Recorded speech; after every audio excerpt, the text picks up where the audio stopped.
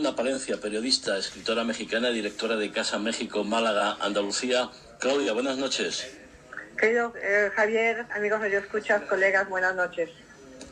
Bueno, tú como mexicana tienes la experiencia de que Trump dice mucho, sobre todo en el tema inmigración, y luego hace la mitad o menos.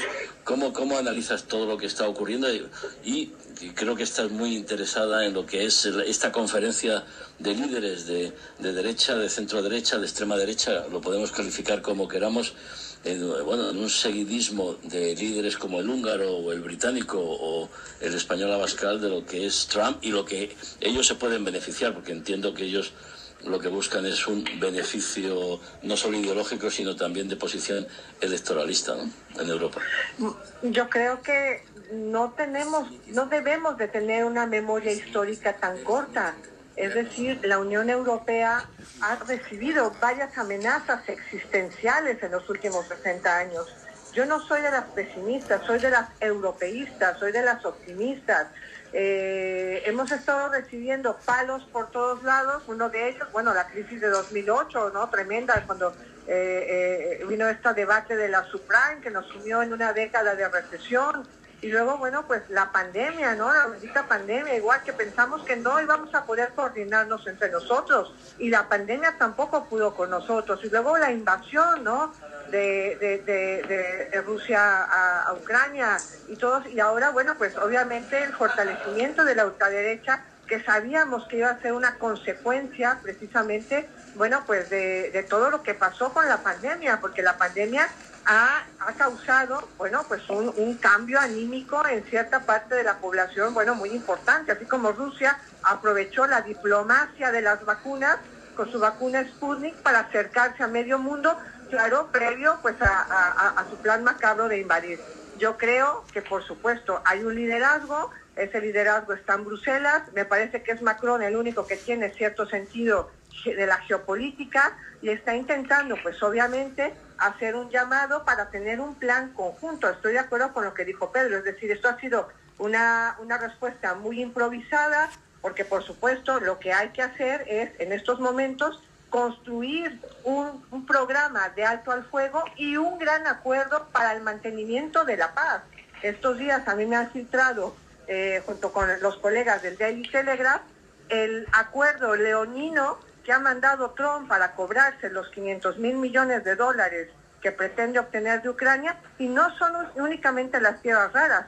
Está mandando un acuerdo que es peor que el del Tratado de Versalles, peor que el de la rendición de Alemania y de Japón conjuntas. Entonces, creo que, por supuesto, las elecciones las va a perder Olaf Scholz. Lo veo muy complicado que realmente se quede en el gobierno, pero sí me parece que lo que se tiene que lograr la Unión Europea con esta amenaza de la ultraderecha es tener un consenso unificado sobre el plan de paz que le van a poner a Trump en la mesa. Pero hablamos de Macron, pero las iniciativas de Macron son particulares. Ahí, claro, en teoría, quien tendría que tener la capacidad, la categoría de representar a la Unión Europea sería Ursula von der Leyen, pero claro, Ursula von der Leyen, claro. Pero sobre el terreno, Lucas, Pedro, aquí luego, cuando llegan la hora de la verdad, Macron selecciona a 6 países y hace una cumbre en París, luego se va él solo a Washington, el británico va, ya está fuera de la Unión Europea y también hace por su cuenta, en fin, la situación de Europa ahora mismo es de una falta de categoría política y liderazgo muy preocupante, ¿no? Y de debilidad. Y además hay que ver el resultado de la reunión que está convocada por Macron. ¿Cuál fue el resultado? Absolutamente ninguno. Además, Macron, desde el comienzo de la guerra, ha manifestado un afán de protagonismo desmedido. Y fijaros y recordad que esta reunión que convocó inicialmente ni siquiera contó con España, o sea, que fue un desprecio absoluto, ¿no? Entonces yo creo que aquí cada uno está jugando sus cartas, Francia queriendo erigirse como la nueva potencia hegemónica en Europa, Alemania con los problemas que tiene, Reino Unido que está fuera de la Unión Europea, y conseguir la unidad es prácticamente imposible.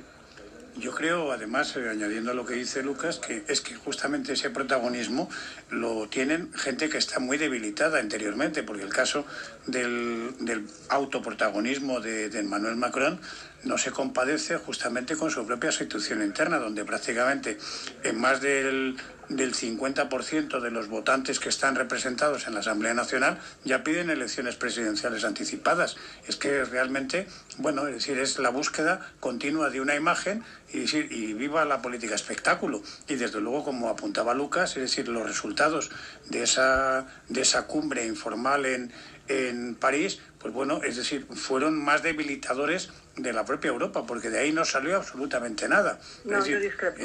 Bueno, pues es decir, evidentemente no se pusieron de acuerdo en el tema de lo de los soldados, no se pusieron de acuerdo en cuál tendría que ser la financiación, es decir, necesaria para poner en marcha ese ejército europeo. En definitiva, fue un bla bla bla que no sirvió para nada, y desde luego, desde el punto de vista, digamos, del otro lado del Atlántico, cualquier observador que viera justamente esa reunión, pues dice, bueno, esto es poco menos que una jaula de grillos o una competición de egos, no. Llámesele como quiera. Es decir, es justamente lo que se veía, que se quiere hacer. Y bueno, pues en cuanto a lo que decíais, Ursula von der Leyen, en definitiva, presidenta de la Comisión, depende también, por la propia arquitectura de la Unión Europea, justamente del consenso de los grandes de Europa. Es decir, y si no, pues evidentemente no tienen tampoco margen de maniobra suficiente para hacerlo. Habría que cambiar la revisión de los tratados, cosa de la cual se lleva hablando muchísimo tiempo, y es una cosa que se pospone, como si, bueno, si no hubiera un mañana. A ver, yo discrepo de lo que dicen tanto Lucas como lo que dice Pedro. Bueno, estás en tu derecho, Claudia, para eso estamos. Claro, ha sido un consejo, o sea, ha sido una reunión improvisada que ha salido de la convención de Múnich después de unas declaraciones de J.D. Vance absolutamente escalofriantes. Macron ha intentado desde hace 3 años que fue a Moscú frenar la guerra antes de que Putin hiciera su reforma constitucional con el éxito conocido, claro, y metiese a las 4 regiones invadidas dentro de la Constitución rusa. Lo ninguneó y lo maltrató Putin, pero ha habido la intención de Macron de frenar la guerra. Ahora ha visto Macron que es necesario firmar un armisticio. Es decir, esto no va de que cojas el teléfono y Putin le diga a Trump, mira, venga, el alto al fuego, perfecto. No, es que es gravísimo lo que está pasando, porque Trump y Putin quieren la capitulación de Ucrania. Y cuando suceda la capitulación de Ucrania, quien va a indemnizar al invasor es Ucrania. Y entonces Ucrania va a quedar partida en 2 ejes. La parte que va a quedar el 30% más Crimea en manos de los rusos, explotado por supuesto por los rusos, y el resto en manos de la oligarquía que gobierna a Estados Unidos, la cual no solamente está pidiendo el 50% de la explotación de los recursos de las tierras raras, sino también el 50% del petróleo, que sean ellos los que tengan el privilegio de reconstruir Ucrania a sus precios, que sean ellos además los que tengan el privilegio de que ante cualquier licencia que quiera expedir para explotación de recursos minerales, minerometalúrgicos, gasísticos, petrolíferos, los primeros privilegiados sean los estadounidenses. Se tiene además que negociar la nueva frontera, los límites de la nueva frontera.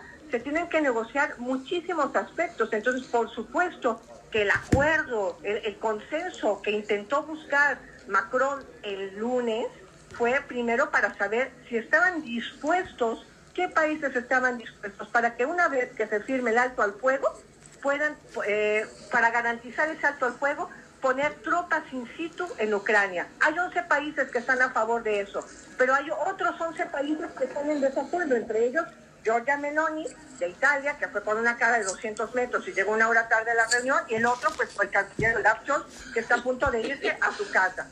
Pero de todas formas, Claudia, si me permite, hay una cosa... Es muy complejo lo que se va a firmar. Hay cosas que yo desde que comienza la guerra, por ejemplo, Crimea no va a volver a ser parte de Ucrania, porque en 2014 Rusia ocupó Crimea y nadie movió un dedo. Entonces eso es algo, digamos, hay que dejarlo de lado. Y después aquí olvidamos un factor fundamental, y es que Putin y Trump pueden acordar lo que les dé la gana, pero quien tiene la última palabra, quien va a decidir si sigue combatiendo por su país o no, es Ucrania. Y nadie le puede obligar a hacer una cosa u otra. No puede. Hijo mío, pero imagínate que le quitan las armas y le quitan la ayuda. Bueno, combatirá en 3 condiciones. Se llama guerra irregular, pero por otro lado, Vamos a ver, por otro lado, no olvidemos una cosa, Estados Unidos no está obligado a ayudar a Ucrania. Ni nada que lo obligue a poner sus medios de salud. Que hay que tener en cuenta todos los factores, pero quien tiene la última palabra es Ucrania. Y después hay una cosa que se está diciendo, el tema de enviar tropas, creo que quien dice eso no conoce la realidad de ese tipo de misiones. Se habla de enviar 40.000, unos 40.000 hombres, 30 o 40.000, que serán totalmente suficientes.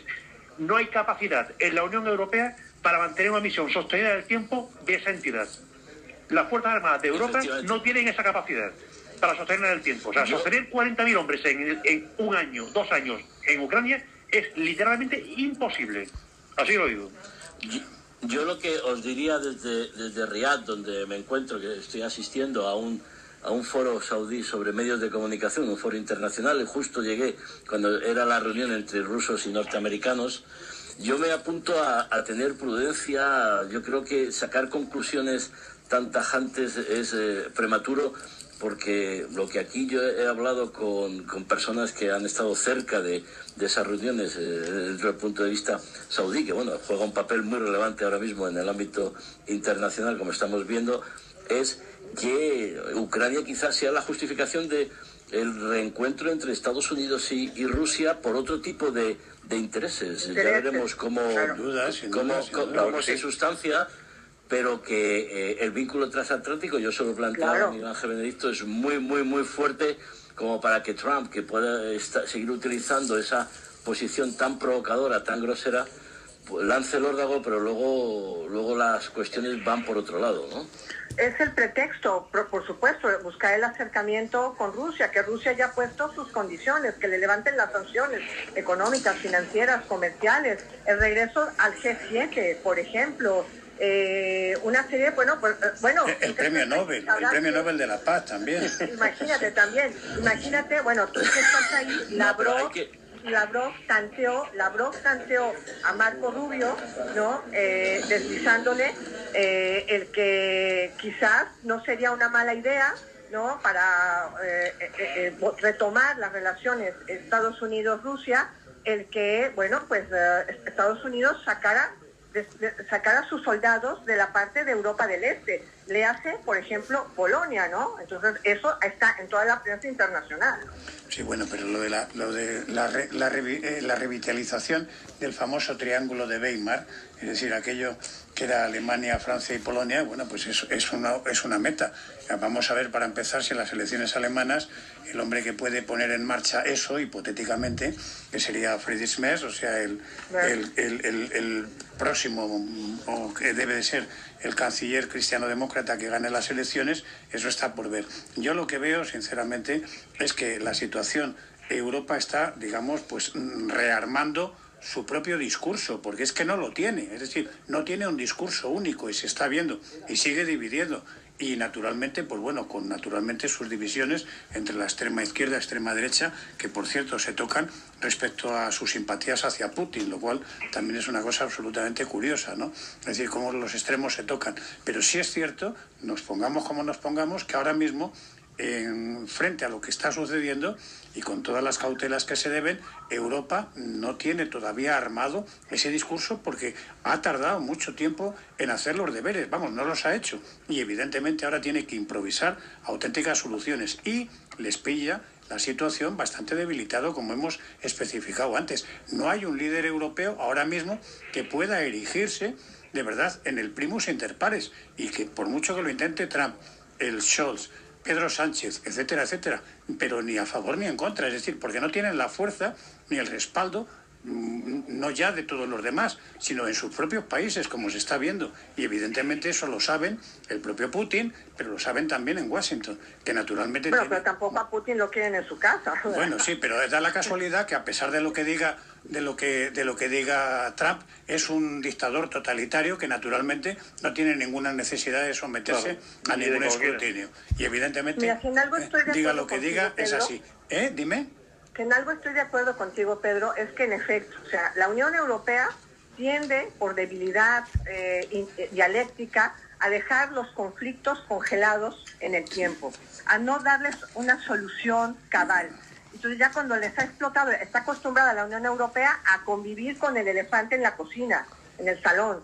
Entonces ya cuando les explotan los conflictos, bueno, como ha sucedido ahora, que ahora, por supuesto, pues tienen que buscarse un consenso para saber qué propuesta de alto al fuego, con todos los puntos que incluye, no solamente ver si habrá o no habrá tropas de mantenimiento de la paz. Pero le come el tiempo. Sino también, Claudia. Bueno, ver los aspectos económicos, ver aspectos financieros, ver aspectos geopolíticos, ver aspectos que tienen que ver con la propia existencia, ¿no?, de estos países, de los bálticos, de Europa del Este, de Georgia, de Moldavia, que están, por supuesto, viendo cómo está fortaleciéndose en la figura de Putin. Pero alguien tiene que comenzar con ese rol de liderazgo. A mí me parece muy bien que lo haga Macron, que lo haga Ursula von der Leyen y que se logre un consenso. Lo que no puede hacer uno es estarse sentado en el Palacio del Elíseo o en la Moncloa, en el Palacio de Belvedere, viendo que Trump y Putin se van a repartir Ucrania.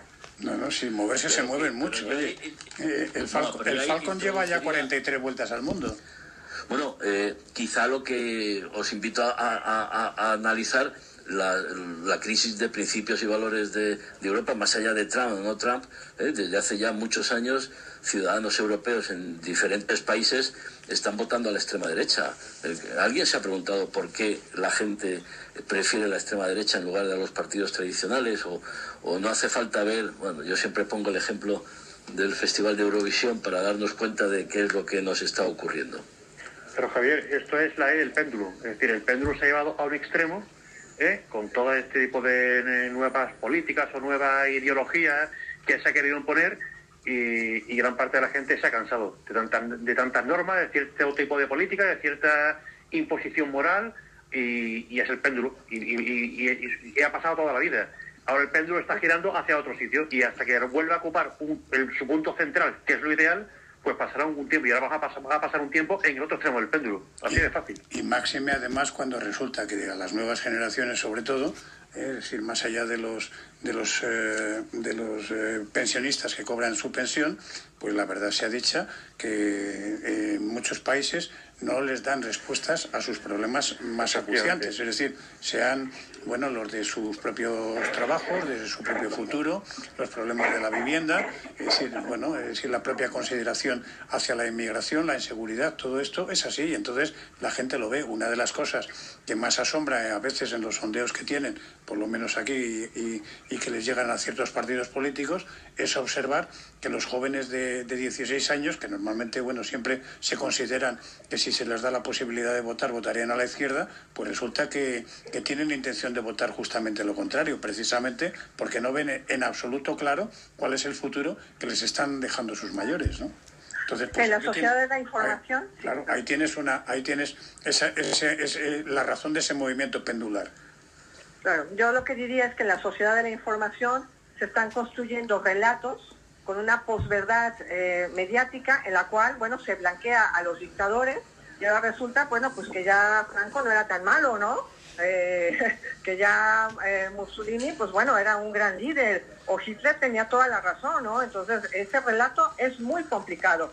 Ahora, si atendemos a las razones históricas, cuando no existía Europa como existe ahora, en el ADN de estos europeos antiguos siempre ha estado el nacionalismo, siempre ha estado su terruño, siempre ha estado su feudo.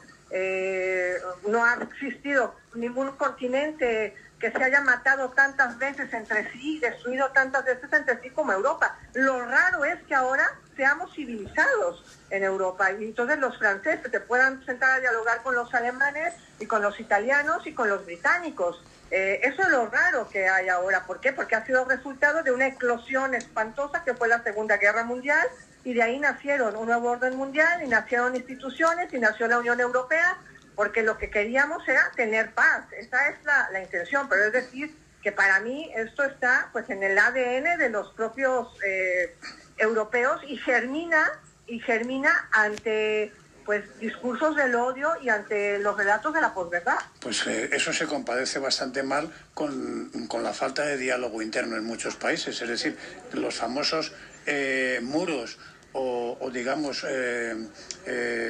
muros cercos sanitarios que se ponen o cordones sanitarios para evitar justamente que partidos que están aglutinando el 20, el 25, el 30%, es decir, resulta que no se puede hablar con ellos. Pues realmente se lo tienen que hacer mirar. Es decir, o sea, que no simplemente los diálogos grandes entre naciones, es que dentro de los propios países hace falta resolver eso que yo llamaría una crisis. Es decir, la crisis del diálogo entre fuerzas o entre pareceres distintos, ¿no? Sin duda, Pedro. Bueno, se nos ha ido el tiempo. Os mando un abrazo fuerte desde Riad, desde la capital de Arabia Saudí. Pedro, Lucas, Claudia, muchísimas gracias. Muy buenas noches. Buenas noches, compañeros. Gracias, que estén muy bien. Hasta pronto. Buen fin de semana. Gracias. A punto de dar las 11 de la noche de este viernes 21 de febrero, hasta aquí de cara al mundo, desde Riad, desde Arabia Saudí. En Onda Madrid ponemos las claves del mundo en tus manos. Feliz fin de semana. Les habló Javier Fernández Arribas.